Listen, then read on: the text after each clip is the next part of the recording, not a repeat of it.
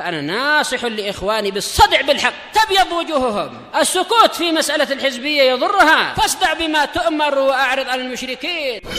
سلامي على دماج ورجالها والشيخ يحيى ودار العلم يا سعد بانيها. ورسوله اللهم صل على محمد عبدك ورسولك وعلى آله وأصحابه أجمعين. Amma ba'd. Jadi kita baca secara singkat insyaallah daras-darasnya.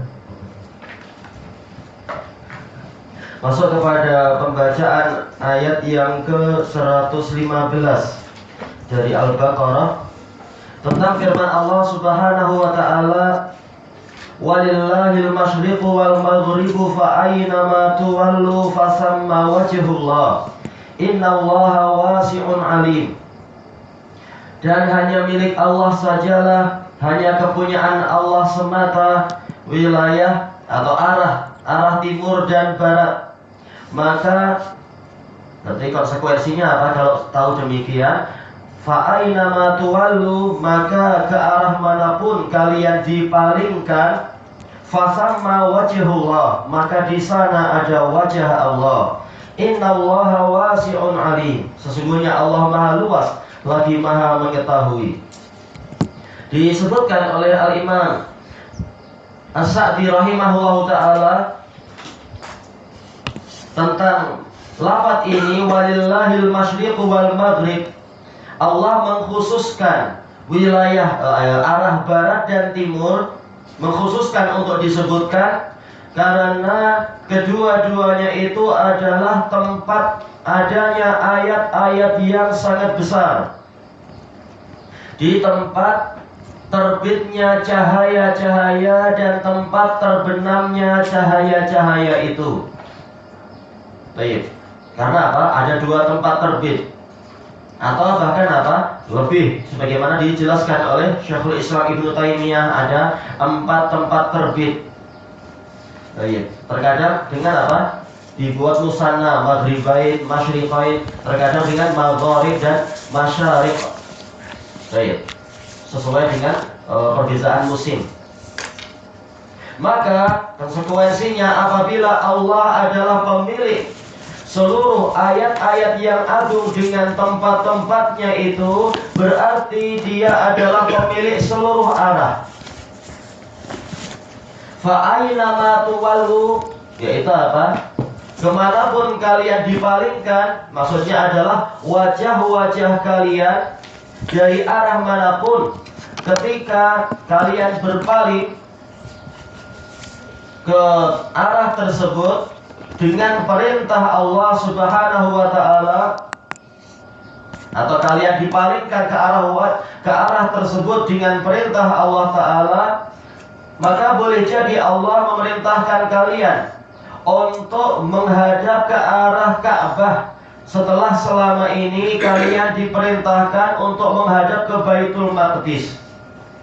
Memang dijelaskan oleh banyak ahli tafsir sebelum Allah bicara masalah pemalingan, yaitu apa? Pemalingan ke arah Baitul Maqdis, maka Allah Ta'ala melakukan tamhidat seperti ini, yaitu apa? Dibuat dengan pola persiapan dulu, bahwasanya wilayah barat dan timur, arah barat dan timur itu adalah milik Allah. Maka jika kalian tahu demikian, mungkin saja nanti kalian akan dipalingkan kiblat kalian itu ke arah Ka'bah, setelah sebelumnya kalian diperintahkan untuk menghadap ke Baitul Maqdis. Atau kalian diperintahkan untuk sholat di dalam safar di atas kendaraan kalian, yaitu apa? Kalian diizinkan untuk menghadap ke arah manapun. Kenapa? Fasamma wajhullah, kemanapun, maka di situ ada wajah Allah. Kata beliau di sini, ataupun kendaraan-kendaraan yang lain, maka kiblatnya adalah ke arah manapun si hamba tersebut menghadapkan dirinya. Salam Muhammad. Atau ini adalah di dalam peristiwa apabila kiblatnya itu tersamarkan bagi kalian. Kemudian kalian berusaha untuk sholat ke arah kiblat kalian. Kemudian selanjutnya jelaslah bagi kalian atau bagi hamba tersebut ternyata dia keliru.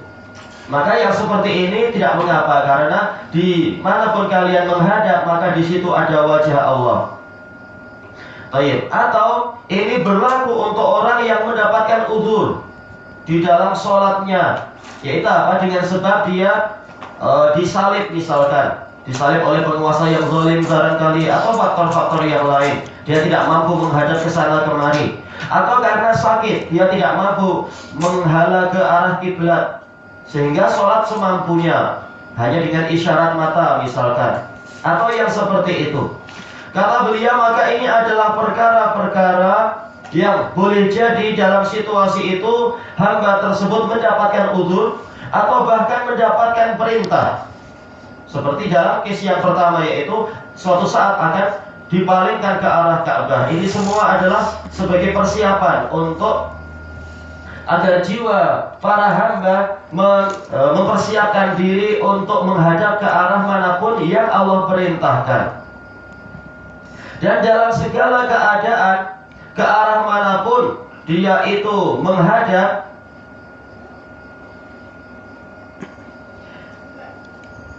ini kira-kira kharijatan an milki rabbih. Cuma gimana keluar dari kepemilikan Rabbnya? Gimana cara kita memahami yang beliau sebutkan di sini? Wa bi kulli hal famastaqbala jihatan minal jihah kharijatan an mulki rabbih fasamma wajhullah. Cuma kenapa dikatakan kharijah? Keluar dari kekuasaan Rabbnya. Ataukah maksudnya keluar dari kekuasaan yang tadi, timur dan barat misalkan? Kalau memang semua cetakan gitu, ada kharijah di situ ya. Cuma gimana cara kita memahami itu? Jelas tidak mungkin kita keluar dari kekuasaan Allah Ta'ala, arah yang Allah kuasai, kecuali kalau yang dimaksudkan adalah arah barat dan timur tadi. Dohirnya demikian, yaitu apa? Wilayah arah barat dan timur itu adalah masuk di dalam kekuasaan Allah Ta'ala. Maka dalam situasi apapun tidaklah si hamba itu menghadap ke salah satu arah yang keluar dari kekuasaan Allah yang tadi, maka fasamma wajhullah, maka di sana pun, yaitu di selain barat dan timur, ada wajah Allah. Kenapa? Ilahnya innallaha wasi'un alim, karena sesungguhnya Allah itu maha luas lagi maha mengetahui. Berarti apa? Di arah manapun juga itu adalah kekuasaan Allah. Kata beliau di dalamnya ada penetapan wajah untuk Allah Ta'ala dalam pola yang sesuai, yaitu sifat yang sesuai untuk keagungan Allah Ta'ala. Tidak seperti wajah kita dan tidak seperti wajah yang mampu dibayangkan oleh akal kita. Ini di luar kemampuan akal, tapi kita yakin itu pasti benar dan lebih indah dari apa yang mampu kita bayangkan. Sesungguhnya Allah memiliki wajah yang tidak menyerupai wajah-wajah yang lain, dan Dia maha tinggi. Dia yang maha tinggi, Dia itu luas. Luas apa di sini? Kata beliau, yaitu luas kurnianya, demikian pula luas sifat-sifatnya.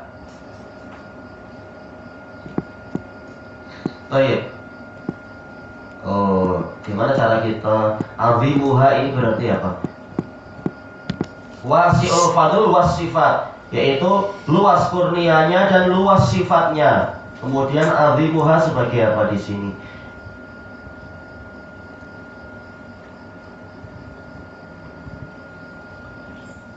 Apakah dia sebagai naat dari sifat?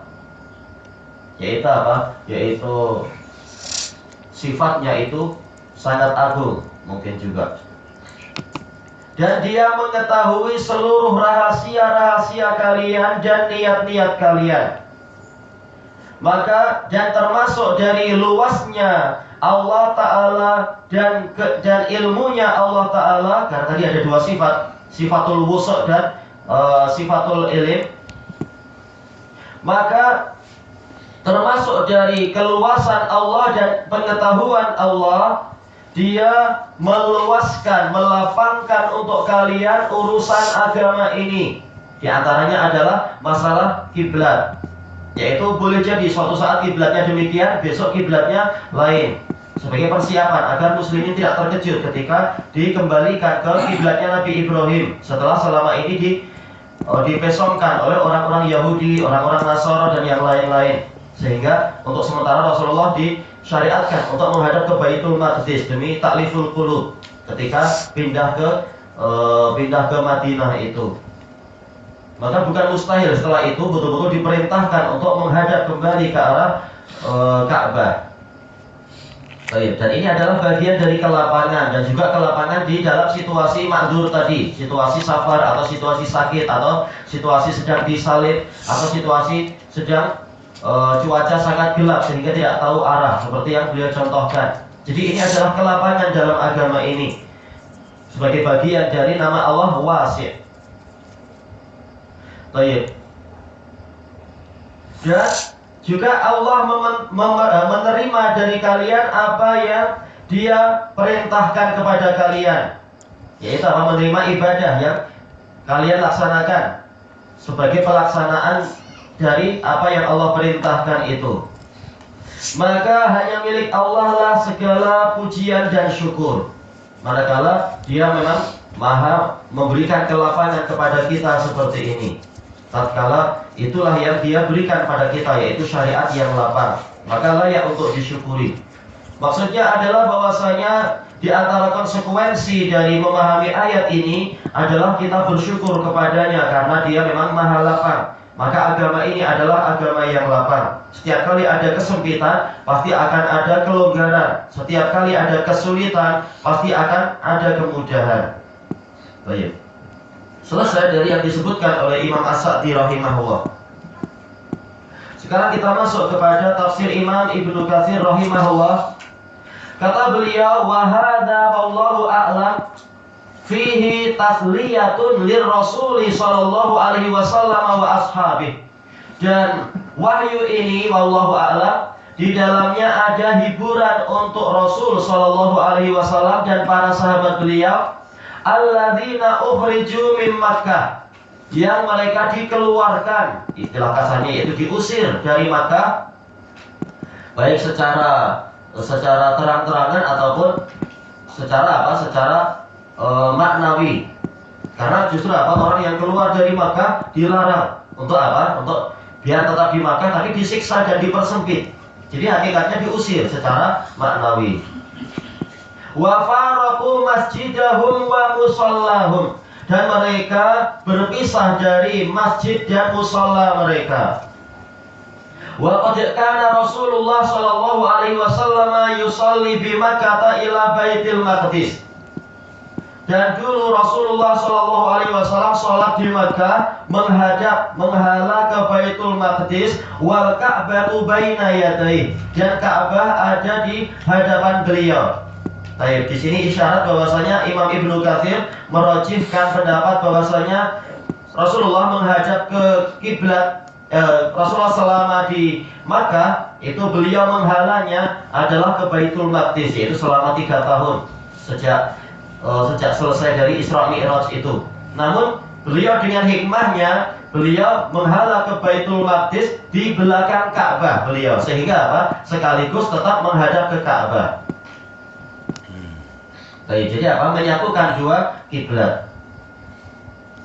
Falamma qadimal Madinah, manakala beliau beliau tiba di Madinah, wajah, yaitu wajah salata ila Baitul Maqdis, beliau menghadapkan salatnya ke arah Baitul Maqdis.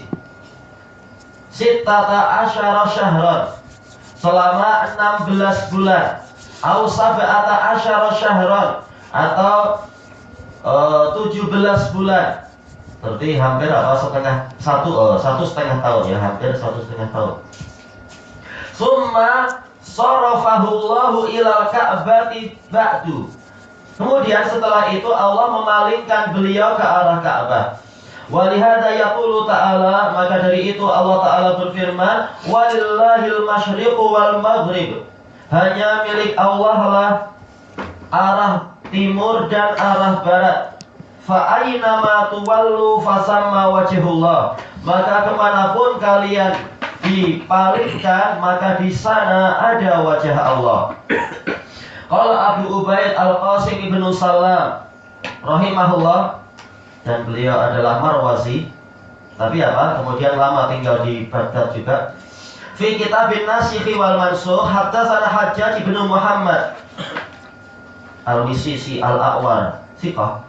Qal akhbarana Ibnu Jurayj, ma'ruf beliau siqah namun mudallis.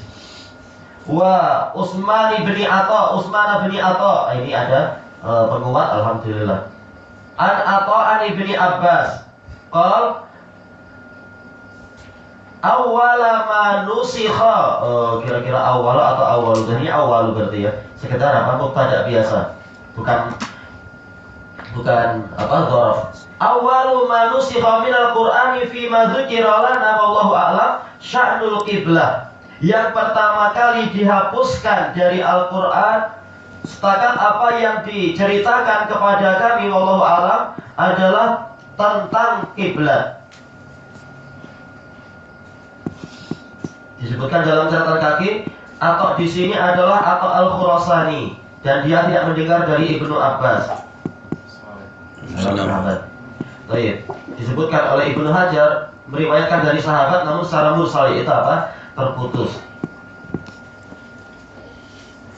Baik, kata beliau berarti kesimpulannya hadis ini terputus, sanadnya dhaif. Walaupun masuknya betul, tapi kalau ini adalah yang pertama kali maka sanadnya dhaif, kata muhakkik di sini. Kemudian disebutkan di sini kalau qala ta'ala walillahil masyriqu wal maghribu fa aina ma tuwallu fa thamma wajhullah, fastaqbala Rasulullah sallallahu alaihi wasallam fa shalla nahwa Baitul Maqdis. Kemudian Rasulullah sallallahu alaihi wasallam menghala dan kemudian beliau salat ke arah Baitul Maqdis. Yaitu kalau dalam riwayat yang ini, dengan sebab turunnya ayat ini, justru Rasulullah menghadap ke Baitul Maqdis, wa taraka Baitul Atiq, meninggalkan Baitul Atiq. Summa sarafahullahu ila Baitil Atiq. Kemudian Allah memalingkan beliau ke Baitul Atiq, yaitu yang di Ka'bah itu. Wa nasakhaha, dan Allah menghapus kiblat yang pertama. Faqal wa min haitsu kharajta fawalli wajhaka syatral masjidil haram, dan dari manapun engkau keluar maka palingkanlah wajahmu ke arah Masjidil Haram. Syatar, kata para mufassirun, kebanyakan mufassirun, syatar artinya adalah nahwa, yaitu ke arah, bukan setengah syatar. Wa haitsu ma kuntum fawallu wujuhakum syatrah, dan dimanapun kalian berada maka palingkanlah wajah-wajah kalian ke arahnya, ke arah Masjidil Haram. Baik. Berarti hadis pertama di sini dhaif yang disebutkan tadi.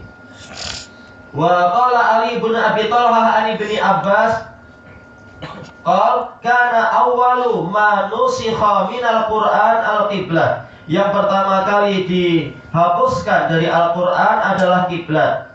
Nah, ini boleh saling menguatkan dengan yang tadi, bahwasanya yang pertama kali dihapus adalah masalah kiblat. Adapun tambahan-tambahannya ini kita tengok apakah ada penguatnya. Wa dzalika anna Rasulullah sallallahu alaihi wasallam lamma hajara ilal Madinah.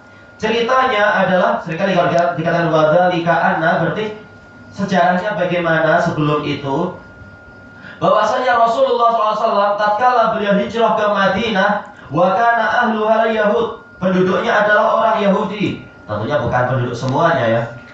Anda baca di dalam buku Akhbarul Madinah, jelas penduduk asalnya adalah orang-orang Yaman, yaitu orang-orang Yathrib. Mereka adalah Aus dan Khazraj, mereka asalnya orang Yaman.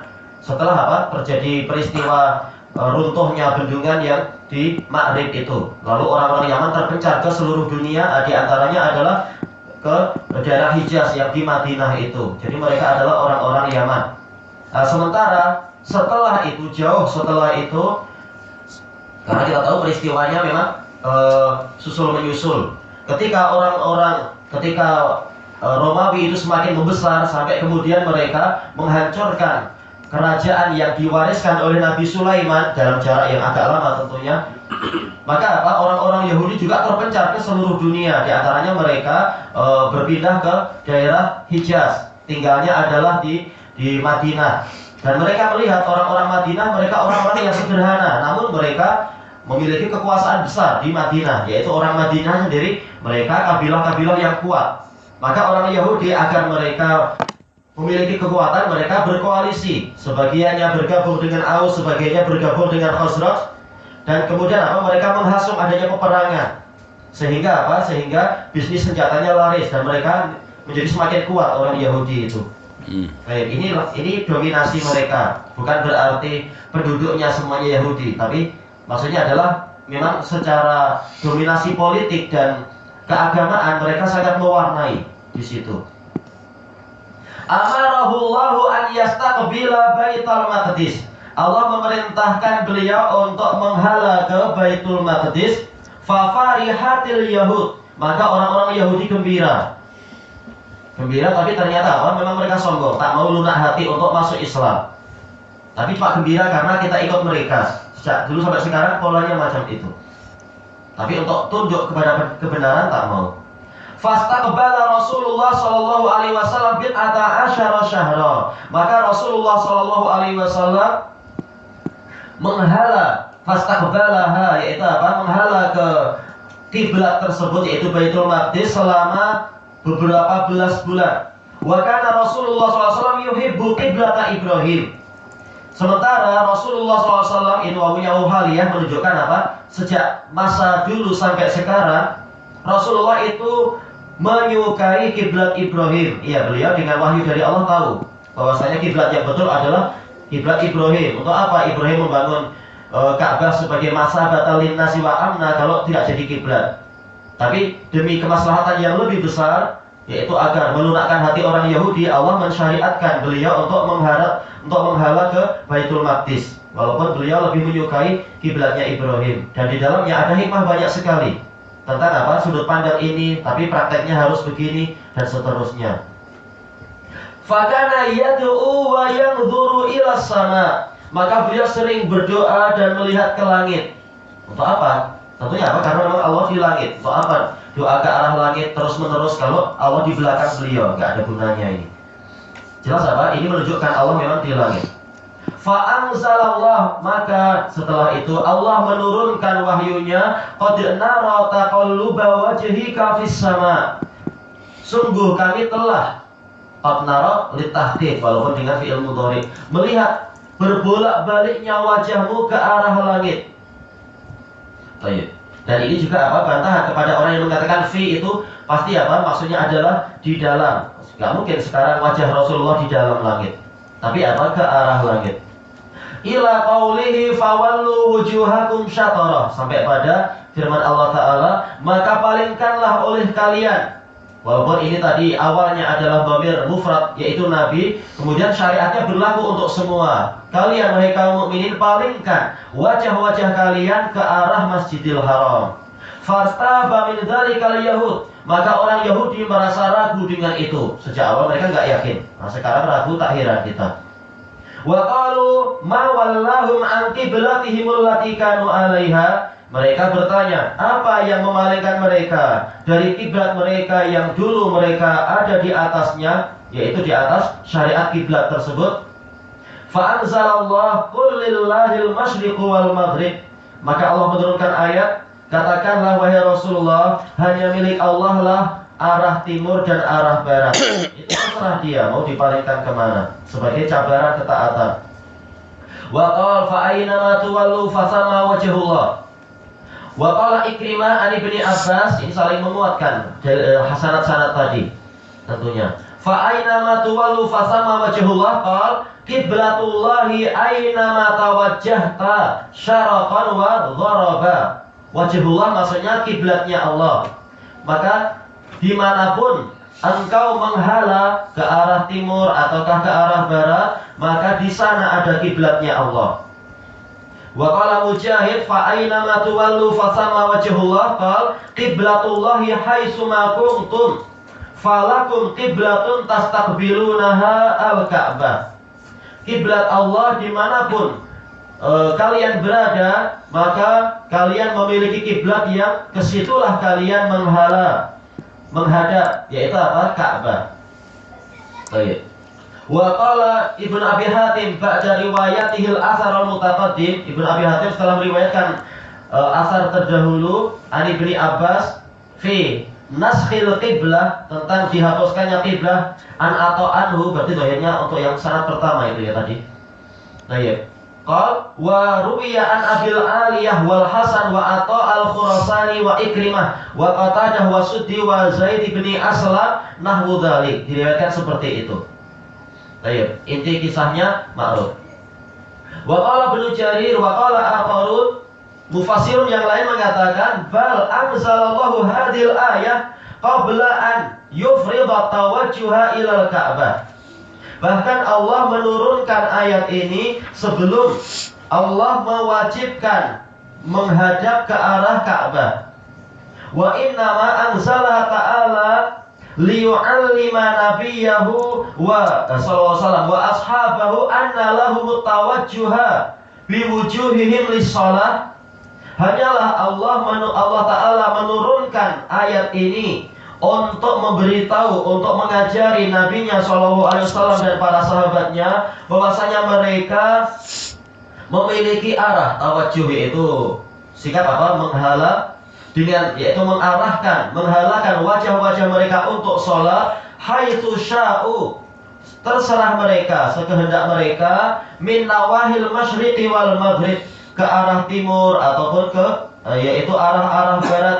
Li'annahum la yuwajjihuna wujuhahum wajhan min dalik, karena tidaklah mereka menghadapkan wajah-wajah mereka ke arah satu arah, wajhan bermakna jihatan, seperti apa? Wahdan bermakna idatan, berarti apa? Wajhan bermakna jihad, ke arah manapun dari arah-arah timur barat tadi. Wa nahiyah, sama ya, nahiyah yaitu sisi, illa kana jalla sana'uhu fi dzalikal wajh, kecuali Allah yang agung sanjungannya ada di arah tersebut. Wajh bermakna jihad.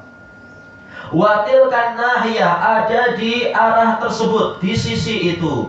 Li'anna lahu ta'ala al-masyariq wal magharib, karena memang hanya milik Allah Ta'ala sajalah, yaitu tempat-tempat di timur dan tempat-tempat di barat. Ini kalau masyariq wal magharib sebagai apa? Tempat. Kalau karena apa? Jihah ini juga tempat, menunjukkan tempat, yaitu arah. Wa annahu la yakhlu minhu makan, dan tidak ada satu tempat pun yang kosong dari Allah. Tentunya apa? Dengan bukan sudut pandang zatnya. Baik. Cuma apa? Tentunya tafsir yang kedua ini agak menimbulkan kesamaran tentunya, apalagi dikaitkan dengan yang ayat setelahnya, ayat yang disebutkan berikut ini. Kama qala ta'ala, sebagaimana firman Allah Ta'ala, wala adna min dzalika wala aktsara illa huwa ma'ahum aina ma kanu.